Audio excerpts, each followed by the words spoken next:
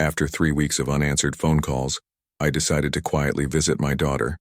But when I arrived, I noticed something moving under my grandson's bed. When the police lifted the bed, they found something that shocked the entire community. The truth left me pale. I'm glad to have you here. Follow my story until the end and comment the city you're watching from, so I can see how far my story has reached. My name is Frank, and at 65 years old, I thought I knew my daughter well enough to sense when something was terribly wrong. But nothing could have prepared me for what I discovered that Thursday afternoon when I decided to drive the 43 miles to Chloe's house unannounced. 3 weeks, that's how long it had been since Chloe last answered one of my calls. 3 weeks of going straight to voicemail, of text messages that went unanswered, of a growing knot in my stomach that told me something wasn't right. My daughter had always been independent, sometimes to a fault. But this silence felt different. It felt desperate. I'd raised Chloe on my own after her mother passed when she was 12. We'd been through everything together, her teenage rebellion, her first heartbreak, the struggles of single motherhood when Tommy came along 8 years ago. She'd never shut me out like this before. The drive to her neighborhood gave me time to think, time to worry. I kept telling myself that maybe she was just busy with work, or perhaps Tommy was going through a difficult phase at school. But deep down, I knew this wasn't about being busy. This was about fear. When I pulled into her driveway, the first thing I noticed was how overgrown the front yard had become. Chloe took pride in her small garden. She'd inherited that from her mother. Seeing the weeds choking her rose bushes sent another wave of concern through me. I knocked on the front door and waited. No answer. I knocked again, harder this time. "Chloe, it's Dad. I know you're in there." Finally, I heard footsteps. The door opened just a crack, secured by the chain lock. Through the narrow gap, I could see part of Chloe's face. What I saw made my heart sink. She looked thin, thinner than I'd ever seen her. Dark circles shadowed her eyes, and there was something in her expression I'd never seen before, a kind of hunted look like a deer caught in headlights. "Dad, what are you doing here?" Her voice was barely above a whisper. "What do you think I'm doing here? You haven't returned my calls in 3 weeks." I was worried sick. She glanced over her shoulder quickly, then back at me. "I'm sorry. I've just been really busy with work, and Tommy's been. He's been having some issues at school." "Then let me in. Let me help." Now's not a good time. I'd spent enough years reading people to know when someone was lying to me. My daughter was terrified, and she was lying badly. "Chloe, open this door right now." Something in my tone must have convinced her because she reluctantly unlatched the chain. The moment I stepped inside, I knew something was seriously wrong. The house felt different. The warm, lived-in feeling that had always characterized Chloe's home was gone, replaced by an oppressive tension that seemed to hang in the air like fog. The living room was too clean, almost sterile, as if someone had scrubbed away all traces of normal family life. "Where's Tommy?" I asked. "In his room. He's not feeling well today." I studied my daughter's face. She couldn't meet my eyes, and her hands were trembling slightly. This wasn't the confident, capable woman I'd raised. This was someone who was scared out of her mind. "I want to see him." "Dad, please, he's sleeping," and I was already walking down the hallway toward Tommy's room. Behind me, I could hear Chloe's footsteps, quick and nervous. I knocked gently on Tommy's door. "Hey, buddy, it's Grandpa." "Come in," came a small voice from inside. When I opened the door, my heart broke a little. Tommy was sitting on his bed, still in his pajamas, even though it was past 3 in the afternoon. My grandson had always been a bright, talkative kid, the kind of 8-year-old who could chatter your ear off about dinosaurs or video games or whatever had captured his interest that week. But this wasn't that child. This Tommy looked smaller somehow, withdrawn. His eyes, which used to light up when he saw me, seemed dull and cautious. "Hey there, buddy," I said, settling onto the edge of his bed. "How are you feeling?" He shrugged. "Okay, I guess." That's when I noticed something odd. There was movement under his bed, a subtle shifting like something was alive down there. Tommy's eyes darted toward the floor, then quickly back to me. "Tommy, what's under your bed?" Before he could answer, Chloe appeared in the doorway. "Dad, we should let Tommy rest." But I was already kneeling down, trying to peer under the bed. Whatever was down there seemed to sense my presence because the movement became more pronounced. "Don't!" Chloe's voice was sharp. Panicked, she rushed forward and grabbed my arm. "Please, Dad, just leave it alone." I looked at her face and saw something that chilled me to the bone. She wasn't just scared, she was terrified. And that terror seemed to revolve around whatever Tommy was hiding under his bed. Tommy was watching this exchange with the kind of careful attention that children develop when they're living in an unstable environment. He was reading the adults in the room, trying to gauge danger levels, trying to figure out what was safe to say or do. "Honey," I said gently to Chloe, What's going on here? And don't tell me nothing because I can see that something is very wrong. She looked at Tommy, then at me, and I could see her internal struggle playing out across her face. Part of her wanted to tell me everything, but something was holding her back. Something that had her paralyzed with fear. The silence stretched between us, broken only by the soft sounds coming from under Tommy's bed. Whatever was down there was definitely alive, and from Tommy's protective stance, it was something he cared about deeply. I reached out and took Chloe's hand. It was ice cold despite the warm afternoon. Whatever it is, I told her quietly, we can fix it, but I can't help if I don't know what's happening. She squeezed my hand so tightly it hurt, and when she looked at me, I saw tears threatening to spill over. You don't understand, Dad. Some things can't be fixed. Some things just have to be endured. The resignation in her voice scared me more than anything else. This wasn't my daughter talking. This was someone who had given up hope. The next morning, I couldn't shake the image of Tommy's frightened eyes, or the way Chloe had practically begged me to leave whatever was under that bed alone. I'd spent a sleepless night trying to make sense of what I'd witnessed, and by dawn I'd made a decision. I was going back. This time, I brought reinforcements. A box of Tommy's favorite chocolate chip cookies from the bakery downtown, and enough determination to get to the bottom of whatever was happening in my daughter's house. When Chloe answered the door, she looked even worse than the day before. Her hair was unwashed, and she was wearing the same clothes from yesterday, but what struck me most was how she kept glancing over her shoulder, as if she expected someone to appear at any moment. Dad, you can't keep showing up like this. Yes, I can. I'm your father, and I'm worried about you, about both of you. She let me in reluctantly, and I noticed she immediately locked the door behind me, not just the regular lock, but the deadbolt and the chain as well. When I raised an eyebrow at this, she just shrugged. You can never be too careful these days. Tommy was in the living room this time, sitting on the couch with a coloring book, but he wasn't coloring. He was just staring at the pages, his crayons untouched beside him. When he saw me, he managed a small smile. Hi, Grandpa. Hey there, buddy. I brought you something. I handed him the box of cookies, and for the first time in 2 days, I saw a genuine spark of interest in his eyes.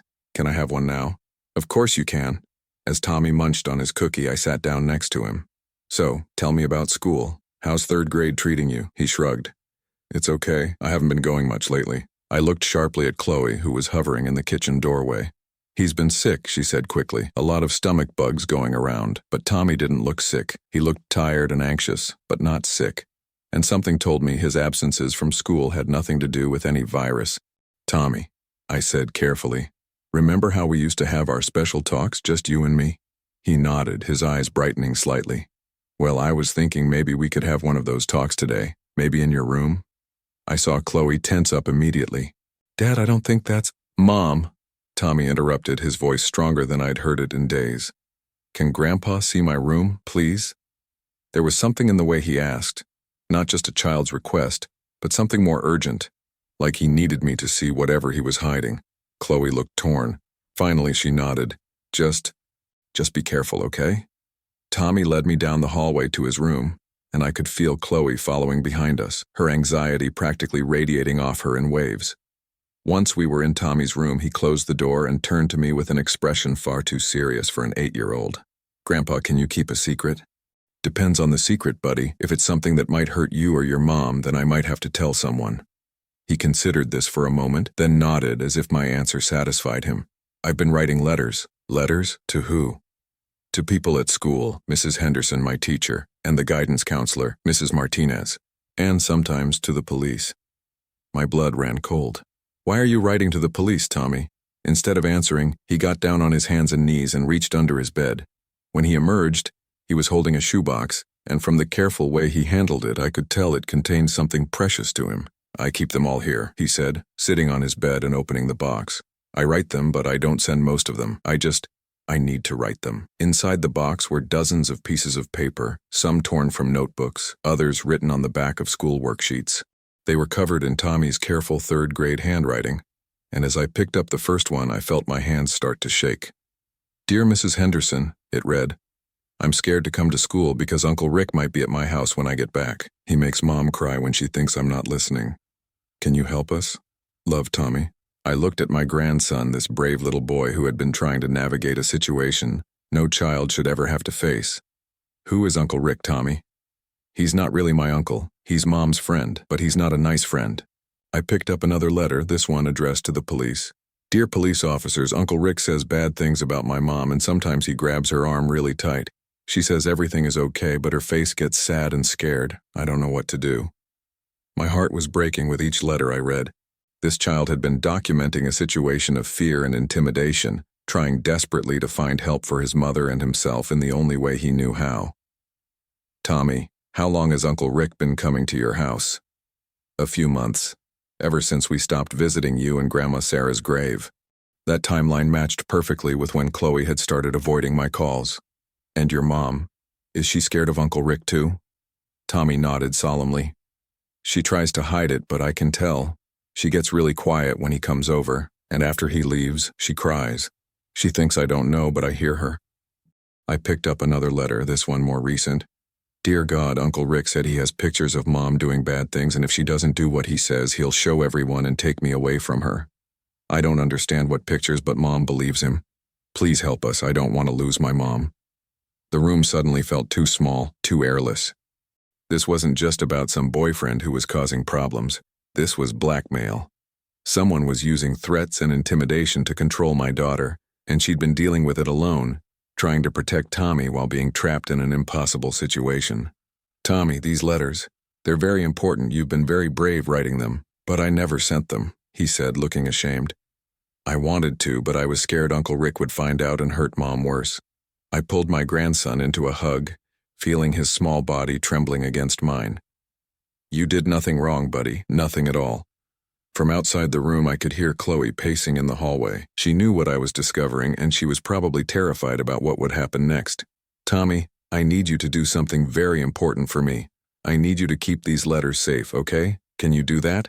He nodded eagerly. And I need you to trust me to help your mom. It might get a little scary for a while, but I promise you we're going to fix this. As I stood up to leave the room, Tommy grabbed my hand. Grandpa, Uncle Rick said that if Mom tells anyone about their arrangement, he'll make sure I never see her again. He said he has friends who can make that happen. The words hit me like a physical blow. No wonder Chloe had been so terrified, so desperate to keep me away. She wasn't just protecting herself. She was protecting her son from a man who was willing to use a child as leverage. When I walked out of Tommy's room, I found Chloe sitting on the hallway floor, her back against the wall, her knees pulled up to her chest. She looked up at me with eyes full of shame and terror, and I knew she understood that I'd seen the letters. Dad, I can explain.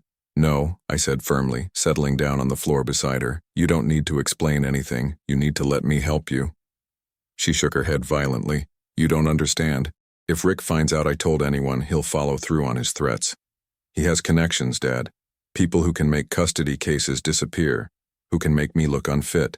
He's shown me what he's capable of. The way she said his name, Rick, was like she was afraid the word itself might summon him. I'd never seen my daughter so broken, so convinced that she was trapped. Tell me about these pictures he claims to have. Chloe's face crumpled. There aren't any pictures, Dad. At least not the kind he threatens with. But he's very good at making lies sound convincing. He knows things about my past, about mistakes I made when I was younger, and he's twisted them into something that could sound terrible to a judge. What kind of mistakes? She was quiet for a long moment, staring at her hands. When Tommy was a baby, I went through a rough patch. His father had just left. I was working 2 jobs, barely sleeping. I made some poor choices about who I trusted to watch Tommy when I had to work nights. Nothing bad happened to him, but Rick found out about it somehow, and he's convinced me that he could use it to paint me as a negligent mother. My heart ached for her. Those early years after Tommy was born had been difficult. I remembered how hard she'd worked to provide for her son, how she'd sacrificed everything to be a good mother. The idea that someone could twist that struggle against her made me furious. How did he find out about any of this? He used to work for a private investigation company. He knows how to dig up information, how to find people's vulnerabilities. When we first started, when he first showed interest in me, I thought he was just being thorough about getting to know me. I even thought it was sweet that he wanted to understand my past. I felt sick. This man hadn't just stumbled into their lives. He'd targeted Chloe specifically, researched her weaknesses, and then exploited them. How did you meet him? At Tommy's school. There was a career day and Rick came to talk about investigation work. Afterward, he approached me and said he'd noticed Tommy seemed like a really bright kid. We started talking and he asked me out for coffee, I thought. She laughed bitterly. I thought I was lucky that someone interesting was paying attention to me. When did things change? About 6 weeks after we started dating. He came over for dinner, and while I was in the kitchen, he went through my mail. When I confronted him about it, he said he was just looking out for me, making sure I wasn't in any financial trouble. He'd found some old bills from when I was struggling, and he started asking questions about that difficult period with Tommy. The picture was becoming clearer and more disturbing. Rick had systematically gathered information about Chloe's vulnerabilities and then used that knowledge to establish control over her. At first, it felt like he was just being protective. He'd offer to help with things, give advice about Tommy's school, suggest ways to improve our situation. But gradually, the suggestions became demands. The help came with strings attached, and the questions about my past became more invasive. When did he first threaten you? Chloe's breathing became shallow. About 3 months ago, I'd started to feel uncomfortable with how controlling he was becoming, and I tried to break things off. That's when he told me about all the information he'd gathered. He laid it all out like a case file. Every mistake I'd ever made, every moment of struggle, all twisted to make me look like an unfit mother. But these weren't real threats, Chloe. Any judge would see through, would they? She looked at me with desperate eyes. I'm a single mother who's worked multiple jobs, who's made mistakes, who's struggled financially. Rick knows exactly how to present information to make it look damning, and he has friends in the legal system, Dad, people who owe him favors from his investigation days. I was beginning to understand the sophisticated nature of Rick's manipulation. This wasn't just emotional abuse, it was psychological warfare conducted by someone who knew exactly how the system worked and how to exploit it. He made me realize how precarious my situation really is. One phone call from him to Child Protective Services, one carefully worded complaint to the school about my parenting, and I could lose everything. Tommy could end up in foster care while I fight to prove my innocence. The fear in her voice was heartbreaking because it wasn't irrational. It was based on a very real understanding of how easily someone's life could be destroyed by false accusations. So I agreed to his terms. I stopped seeing friends, stopped talking to family, made myself completely dependent on his approval, because the alternative, losing Tommy, was unthinkable. What exactly are his terms? Chloe wrapped her arms tighter around herself. Complete availability. I have to be ready to see him whenever he wants. Cancel plans if he objects to them. Ask permission before making decisions about Tommy's care or education. And I have to pretend to be grateful for his protection and guidance. The level of control Rick had established was staggering. He'd effectively made Chloe a prisoner in her own life, using her love for Tommy as the key to her cage. He monitors everything. My phone calls, my purchases, who I talk to. He's installed security cameras around the house under the guise of keeping us safe, but I know they're really there so he can watch us when he's not here. That explained the sterile feeling I'd noticed in the house. It wasn't just clean. It was controlled, arranged to satisfy someone else's standards rather than reflecting the natural chaos of a family home. And Tommy knows something's wrong. Tommy sees everything, Chloe said sadly. He's 8 years old. But he's learned to read situations like a survival skill. He knows when Rick is coming over before I do sometimes, just from subtle changes in my behavior. He started writing those letters because he can see that I'm scared and he doesn't understand why I won't ask for help. The courage it had taken for Tommy to document their situation suddenly became even more remarkable. A child had recognized that the adults in his world were trapped in something dangerous, and he'd tried to create a record that might someday help them escape. Dad, Chloe said quietly, you have to promise me you won't do anything to provoke Rick. If he suspects that you know what's happening, he'll escalate. He's made it clear that he has ways to make my life much worse than it already is. But as I looked at my daughter, this strong, capable woman who'd been reduced to cowering in her own hallway, I knew I couldn't make that promise. Some situations couldn't be endured indefinitely. Some cages had to be opened regardless of how frightening the world outside might seem. Honey, I said gently, how often does Rick come by the house? She glanced at her phone nervously. He usually stops by on Thursdays around dinner time to check on us and make sure we're following his guidelines. I felt a chill run down my spine. It was Thursday, and it was almost 5 o'clock. At 5:30 exactly, we heard the sound of a car pulling into the driveway. Chloe's transformation was immediate and terrifying to watch. The broken, frightened woman I'd been talking to disappeared, replaced by someone who was performing the role of a grateful, compliant girlfriend. Dad, please, she whispered urgently, let me handle this. Don't say anything that might make him suspicious. Through the window, I watched a man in his early 40s get out of a silver sedan. Rick was average height, unremarkable in most ways, except for his eyes. Even from a distance, I could see the calculating way he surveyed the house, the yard, the street, like someone conducting surveillance. When Chloe opened the door, her voice was artificially bright.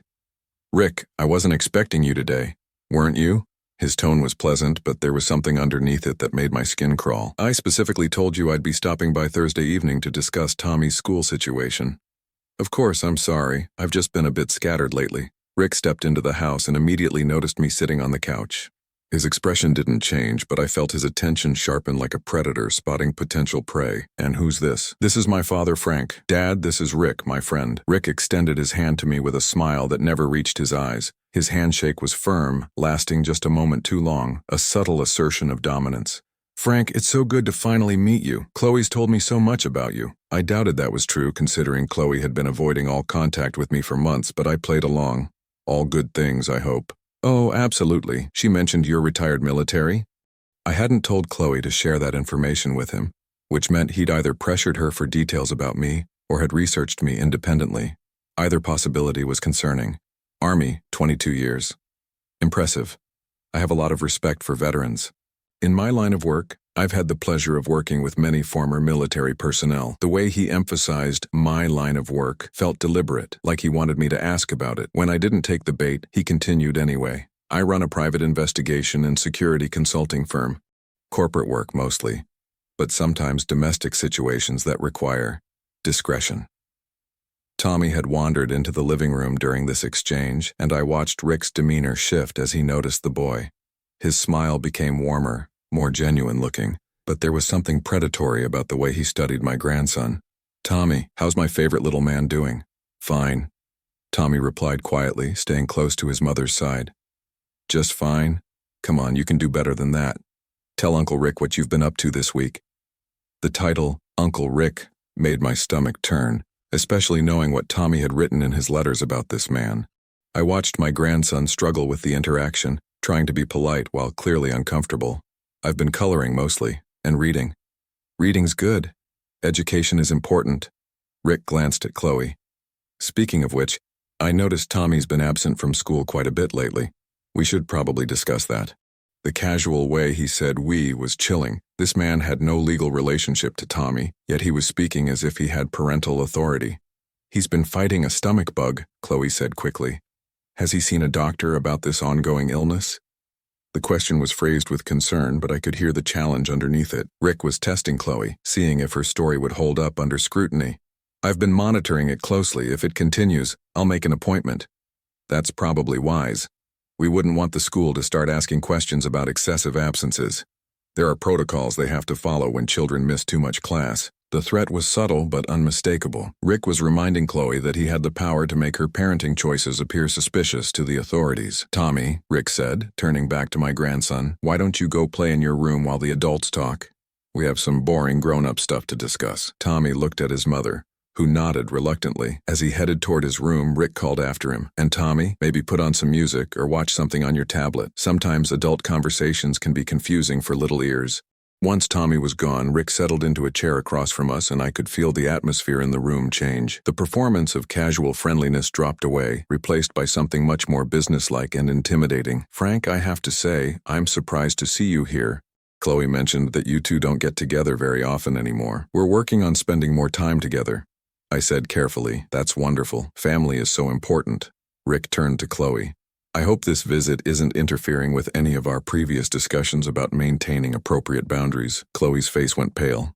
"No, of course not. Dad just stopped by unexpectedly." "I see. Well, unexpected visits can sometimes be complicated, especially when there are ongoing situations that require careful management." I felt like I was listening to a foreign language where every word had a double meaning. Rick was communicating threats and instructions to Chloe in language that sounded perfectly reasonable to an outside observer. "Chloe's been telling me about some of the challenges she's been facing," I said, testing the waters. Rick's attention snapped to me with laser focus. "Challenges? Just the usual single-parent stuff. Balancing work and Tommy's needs, that sort of thing." Rick relaxed slightly. "Yes, single parenting can be overwhelming. That's actually part of why I've been trying to provide some stability and guidance. Chloe's been under a lot of stress lately, haven't you, sweetheart?" The endearment sounded obscene coming from his mouth, especially given what I knew about their relationship. I've been managing, Chloe said quietly. You've been doing more than managing. You've been making real progress on some of the areas we identified for improvement. Your household organization, your financial planning, your consistency with Tommy's routines. All much better than when we first started working together. Working together, as if this were some kind of professional relationship rather than systematic psychological abuse. It's amazing what a little structure and accountability can accomplish, Rick continued, speaking to me but clearly directing his words at Chloe. Some people just need guidance to reach their potential. I wanted to punch him. This smug predator was sitting in my daughter's living room, describing his manipulation and control as if he were doing her a favor. Of course, Rick added casually, change can be difficult. Sometimes people resist what's best for them, or they let outside influences interfere with their progress. Another threat delivered with a smile. I should probably get going, I said, standing up. I'd heard enough to understand the situation, and I didn't trust myself to sit there much longer without saying something that might make things worse for Chloe. So soon? Rick seemed genuinely pleased that I was leaving. As Chloe walked me to the door, Rick called out from the living room. Frank, it was great meeting you. I hope we'll see each other again soon. At the door, Chloe squeezed my hand desperately. Dad, please be careful, she whispered. He knows things about people. If he sees you as a threat. I squeezed back. I understand. But honey, this can't go on forever. It has to, she said, her eyes filling with tears. It has to. As I drove home, my hands shaking with rage and determination, I realized that Rick had made a crucial error. He'd revealed himself to me, shown me exactly what kind of man he was and how he operated. He thought he was dealing with another victim to intimidate or manipulate, but I wasn't a victim. I was a father whose family was being threatened, and I had skills Rick couldn't even imagine. That night, I didn't sleep. Instead, I sat at my kitchen table with a cup of coffee and a legal pad, drawing on 22 years of military training to develop a strategy. Rick might be good at intimidating vulnerable women and children, but he'd never dealt with someone who understood tactical planning and psychological warfare from the other side. The first thing I did was research. Rick had been careless enough to tell me the name of his business, and within an hour of internet searching, I had a clearer picture of who I was dealing with. His private investigation firm was legitimate, but barely. Most of his online reviews were either glowing testimonials that read like they'd been written by the same person, or scathing accounts from clients who felt they'd been overcharged and underserved. More troubling were the gaps in his professional history. Rick claimed to have 15 years of experience, but I could only verify about 8 years of actual business operation. The missing years coincided with a period when someone matching his description had been involved in several harassment complaints that were ultimately dropped, probably because the complainants had been intimidated into silence. By morning, I had a plan, but first I needed to understand exactly what evidence Rick claimed to have against Chloe. I called her at 9 a.m., knowing Rick would likely be monitoring her phone calls. Dad, is everything okay? Her voice was strained. I was hoping we could have lunch today, just the two of us. There are some things I wanted to discuss about Tommy's summer plans. There was a long pause. I could almost hear her calculating whether this request would be acceptable to Rick. I think that would be okay. Where did you want to meet? That little diner on Maple Street, the one with the outdoor seating. I chose the location deliberately. Public enough to be safe, but with outdoor seating that would make electronic surveillance difficult. When Chloe arrived at noon, she looked like she hadn't slept either. She kept glancing around nervously, as if she expected Rick to materialize at any moment. Dad, we can't stay long. Rick expects me back by 1:30 for a conference call he's arranged with Tommy's teacher. A conference call about what? About Tommy's absences and his behavioral changes at home. Rick thinks the school needs to be aware of the situation so they can provide appropriate support. I felt sick. Rick was systematically building a case that Chloe was an unstable parent who couldn't manage her child's needs without his intervention. Honey, I need you to tell me exactly what Rick claims to have on you. Not the vague threats, the specific allegations. Chloe's hands trembled as she reached for her coffee. He has documentation of the period when Tommy was 18 months old and I was working nights at the restaurant. I sometimes had to leave Tommy with neighbors or less reliable babysitters when my regular childcare fell through. That's not criminal, Chloe. That's a mother doing whatever it took to provide for her child. But Rick has statements from some of those babysitters claiming I left Tommy in unsafe situations. He says one of them is willing to testify that I frequently left Tommy crying for hours, that I seemed overwhelmed and possibly under the influence when I picked him up. My jaw clenched. These babysitters, do you remember them saying anything like this at the time? No, they were all kind to me, understanding about how difficult things were, but Rick found them somehow. and he says people's memories can be influenced by the right questions and the right incentives. Rick had either coerced these women into making false statements or had fabricated the statements entirely. Either way, he'd constructed a narrative that could be devastating in a custody proceeding. What else? Financial records showing I was behind on rent and utilities during that period. Pictures of the apartment I was living in then. It was small and not in the best neighborhood. Medical records showing I sought treatment for exhaustion and depression. None of that proves you were an unfit mother. Individually, no.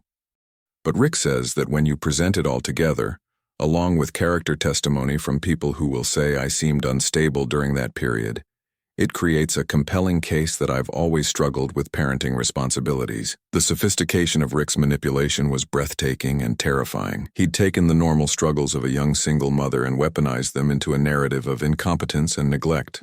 Chloe, has Rick ever physically hurt you or Tommy? No, never. He's too smart for that. Everything he does is psychological, emotional. He's never even raised his voice to me. He just applies pressure. Makes it clear what the consequences will be if I don't comply with his expectations. What about the security cameras he installed? They're everywhere. Living room, kitchen, Tommy's room, my bedroom. He says they're for our protection, but I know he reviews the footage. He'll make comments about conversations I've had or things I've done when he wasn't there. The violation of privacy was staggering, but I knew Rick had probably positioned the surveillance as a reasonable security measure that a concerned boyfriend might suggest. Has he ever made recordings of your conversations? I don't know for sure, but I assume so. He seems to know about every phone call I make, every conversation I have with Tommy. Sometimes he'll reference things I never told him about. I pulled out a small device I'd purchased that morning, a basic signal detector that could identify hidden recording equipment. Chloe, I need you to keep this with you. If it beeps or lights up when you're talking to Rick, you'll know he's recording. She stared at the device like it was a snake. Dad, if he finds this, he'll know you're helping me plan something. Then don't let him find it. We sat in silence for a moment, both understanding that we were moving into dangerous territory. Rick had spent months establishing total control over Chloe's life, and any attempt to undermine that control would provoke retaliation. There's something else, Chloe said quietly. Rick has been talking about making our relationship more permanent. He suggested that Tommy would benefit from having a stable father figure, and that my financial situation would be much more secure if I had a husband. The implications hit me like a punch to the gut. Marriage would give Rick legal standing in Tommy's life and would make it even harder for Chloe to escape his control. How have you responded to these suggestions? I've been stalling, saying I want to take things slowly for Tommy's sake, but Rick is getting impatient. He's made it clear that he views our current arrangement as temporary. Either we move forward with his plans or he'll have to reconsider his investment in our relationship. Another threat wrapped in reasonable language. Rick was forcing Chloe to choose between accepting permanent imprisonment through marriage or facing the consequences of his fabricated evidence. Dad, I can see what you're thinking, but you have to understand, there's no way out of this that doesn't destroy Tommy's life. Even if we could prove Rick is lying, the process would put Tommy through hell. He'd be questioned by social workers, possibly removed from my care temporarily, subjected to psychological evaluations. And Rick has made it clear he has enough connections to make that process as traumatic as possible. I reached across the table and took her hand. Honey, what kind of life is Tommy going to have if this continues? You think Rick's control is going to get less intrusive over time? You think he's going to stop monitoring and manipulating once you're married to him? Tears started flowing down her cheeks. I know you're right, but I'm so scared. What if his threats aren't empty? What if he really can take Tommy away from me? Then we make sure that doesn't happen. But Chloe, you have to trust me on this. Sometimes the only way out of a trap is to spring it deliberately, on your own terms. As we prepared to leave, I handed her a prepaid cell phone. Keep this hidden.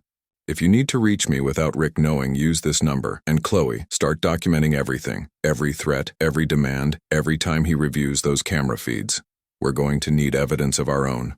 She slipped the phone into her purse like she was handling contraband, which in Rick's world she probably was. Dad, promise me that whatever you're planning, you won't do anything that puts Tommy at risk. I promise, but I also promise you this. Rick's reign of terror is about to end. As I watched her drive away, I felt the familiar calm that came with committing to a course of action.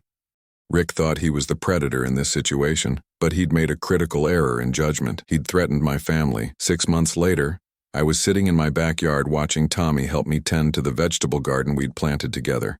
The transformation in my grandson was remarkable. Gone was the quiet, fearful child I'd found hiding letters under his bed.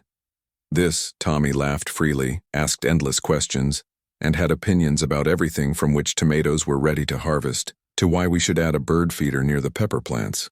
"Grandpa, look," Tommy called out, holding up a perfect red tomato. "This one's ready." "Good eye, buddy, that'll taste great in tonight's salad."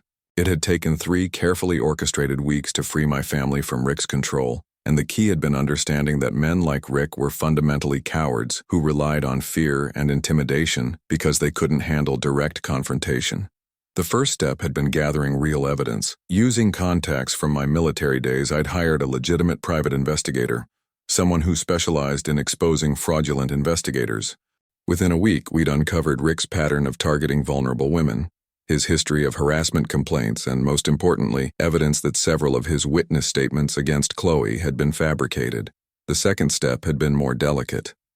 I'd needed to create a situation where Rick would reveal his true nature in front of witnesses who couldn't be intimidated or bought off. I'd arranged for Tommy to have a medical emergency, nothing dangerous, just a convincing case of food poisoning that required a trip to the emergency room. When Chloe called Rick to explain why she couldn't meet him as planned, his response had been recorded on the prepaid phone I'd given her. Instead of concern for Tommy's well-being, Rick had launched into a tirade about Chloe's irresponsible parenting and her pattern of putting her child at risk. Most damaging of all, he'd threatened to contact Child Protective Services immediately to report this latest incident as evidence of neglect. The recording captured Rick's complete lack of genuine concern for Tommy and his eagerness to use a child's illness as ammunition against Chloe. More importantly, it revealed his willingness to file false reports with government agencies. The third step had been the most satisfying. I'd invited Rick to meet me for coffee, ostensibly to discuss my concerns about Chloe's stability and to seek his advice about how I could help support his intervention in her life. Rick had arrived at that meeting confident that he was gaining another ally. Instead, he'd found himself across the table from a man who knew exactly who he was and what he'd been doing. "Rick," I'd said calmly, sliding a folder across the table, "I think we need to have an honest conversation."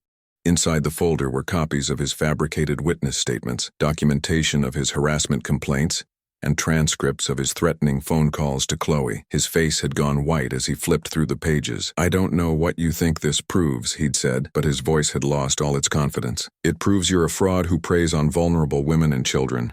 It proves you've been systematically terrorizing my daughter with false evidence and manufactured threats. And most importantly, it proves that you've bitten off more than you can chew." Rick had tried to bluster, to turn the situation around, to regain control of the narrative. But when you strip away a predator's power to intimidate, there's usually nothing left but a pathetic, frightened man. "You have 24 hours to remove all surveillance equipment from my daughter's home, delete any recordings you've made, and disappear from their lives permanently," I told him. "If you contact Chloe, Tommy, or anyone in our family after that, copies of this evidence will be forwarded to the state licensing board, the district attorney's office, and every client you've ever had." "You can't prove any of this would hold up in court," Rick had said weakly. "Maybe not. But I don't need a court conviction to destroy your business and your reputation. All I need to do is make sure the right people know who you really are." The beauty of dealing with a manipulator like Rick was that his entire livelihood depended on maintaining a facade of respectability. Once that facade was stripped away, he had no power left. Rick had left that coffee shop a defeated man, and true to form, he'd disappeared from our lives completely, rather than face the consequences of his actions. The hardest part had been helping Chloe overcome the psychological damage Rick had inflicted. Months of constant surveillance and threats had left her jumping at shadows, second-guessing every parenting decision, and struggling to believe that she was truly free. But gradually, with the help of a therapist who specialized in psychological abuse cases, Chloe had begun to reclaim her life. She'd started socializing again, made new friends, even begun dating someone. A kind, patient man who understood that she needed to heal at her own pace. "Grandpa," Tommy said, settling down beside me with a glass of lemonade. "Mom says Uncle Rick isn't ever coming back." "That's right, buddy, he's not." "Good." He made Mom sad, and he made the house feel scary. Out of the mouths of babes. Tommy had understood the fundamental truth about Rick that took the adults much longer to articulate. He'd brought darkness into their lives, and his absence had restored the light. "Tommy, do you still have those letters you wrote?" He nodded solemnly. "Mom and I read them together sometimes. She says I was very brave to write them, even if I was too scared to send them." "You were brave. And you know what? Those letters helped save your mom. They helped me understand what was happening and how to fix it." Tommy beamed at this. "Really? Really? Really?" Sometimes when adults are scared, they need kids to be brave first and show them the way. As the afternoon faded into evening, Chloe arrived to pick up Tommy. She looked relaxed, healthy, genuinely happy for the first time in months. "How was your day?" she asked Tommy, ruffling his hair. "Great. Grandpa and I harvested tomatoes and he told me about the time he had to catch a chicken in the army." Chloe laughed, a sound that had become music to my ears after months of fearful whispers. "Did he tell you about the time the chicken won?" As they prepared to leave, Chloe hugged me tightly. "Dad, I don't know how to thank you for what you did. You don't need to thank me. You just need to keep living your life freely and raising that amazing boy. I never thought I'd feel safe again," she said quietly. "Rick made me believe that danger was everywhere, that anyone who offered to help had ulterior motives, that I couldn't trust my own judgment about people. That's what predators do. They make you afraid of everyone except them, so you become completely dependent on their protection. But you showed me that real protection doesn't come with strings attached. Real help doesn't require you to give up your dignity or your autonomy." As I watched them drive away, Tommy waving enthusiastically from the passenger seat, I reflected on the lessons this experience had taught us all. Evil often comes disguised as help. The people who want to control us will convince us they're the only ones who can protect us, and sometimes the bravest thing we can do is trust the people who love us enough to fight for our freedom, even when we're too scared to fight for it ourselves. Rick had tried to isolate my family to make them believe they were alone and helpless. But family isn't just about blood. It's about the people who will stand beside you when the world feels dangerous, who will fight for you when you can't fight for yourself, and who will help you rebuild when the threat has passed. Tommy's letters, hidden under his bed for months, had become the key to our liberation. In trying to find help for his mother, he'd created the evidence we needed to expose Rick's lies and manipulation. Sometimes salvation comes from the most unexpected places. Sometimes the smallest voices carry the most important messages. And sometimes the weight of fear can only be lifted by the strength of love and the courage to act when action seems impossible. My family was safe. My grandson was thriving. My daughter was free. And in my backyard, the tomatoes we'd planted together were growing strong and sweet under the summer sun.